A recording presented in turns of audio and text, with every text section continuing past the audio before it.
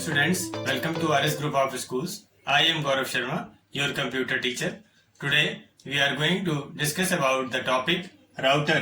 आज हम आपके सब्जेक्ट का टॉपिक राउटर के बारे में डिस्कस करने जा रहे हैं.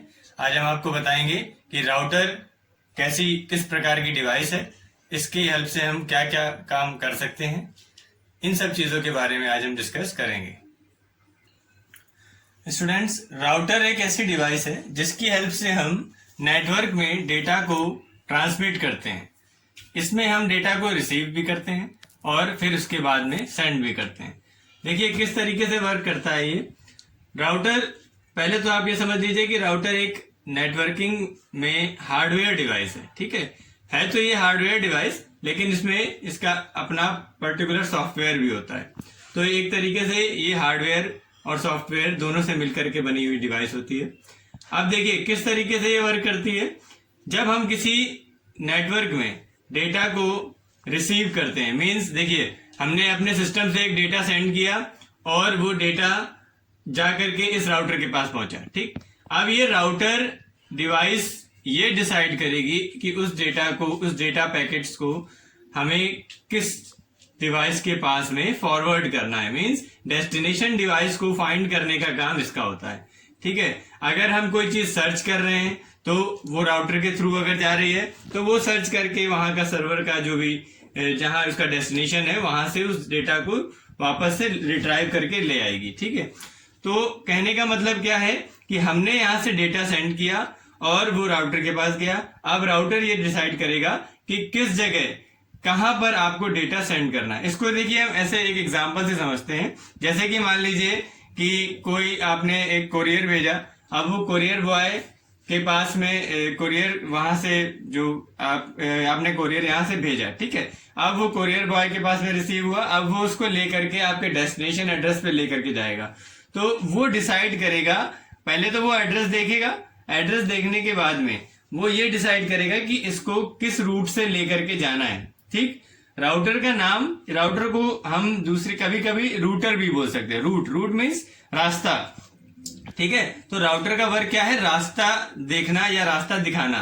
ठीक, तो अब जो वो कोरियर बॉय होगा तो वो क्या करेगा, उस पैकेट को लेकर के कि किस रूट से होकर के उसको जाना है.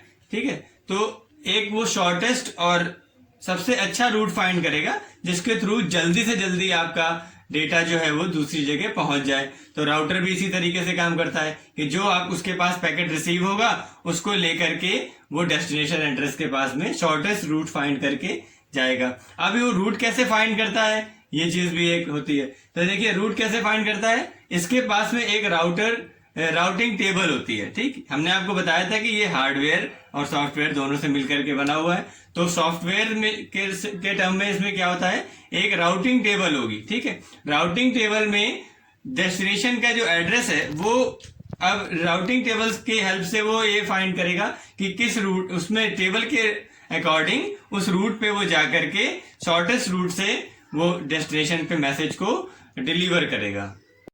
Students, our next topic is web browser. अभी हमने आपको राउटर के बारे में बताया.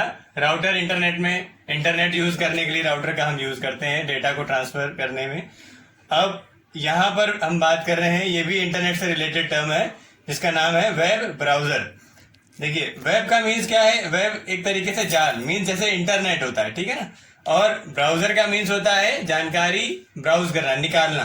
तो इंटरनेट के थ्रू इंटरनेट से जानकारी प्राप्त करना हमारा वेब ब्राउजर वर्ड बना हुआ है. ठीक है, तो अब वेब ब्राउजर की हेल्प से हम क्या कर सकते हैं, जैसे इसका नाम है अभी आपको बताया वही इसका काम है. क्या कि हम इंटरनेट की हेल्प से जानकारी प्राप्त कर सकते हैं इस वेब ब्राउजर के द्वारा.